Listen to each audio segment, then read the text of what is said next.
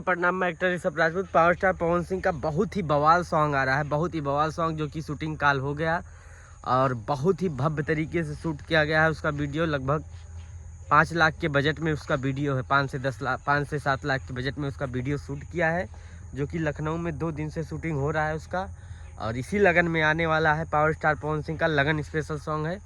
तो अपना प्यार आशीर्वाद दीजिए। अभी आया है अपना धनिया से काहे रुसेलू, अभी ये गाना चढ़ा अपना राजा जी के दिलवा काहे तोड़ लुए जान।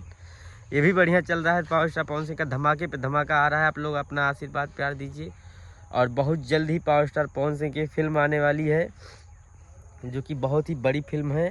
अभी रितेश पांडे और पावर स्टार पवन सिंह को लेके बनेगी वो फिल्म, और बहुत ही बड़ी फिल्म बनेगी। उसका स्क्रिप्ट लिखा जा रहा है और बहुत ही अच्छी फिल्म होगी, जिसकी शूटिंग लखनऊ में होगी। और आप लोग अपना प्यारा आशीर्वाद देते रहिए। जय।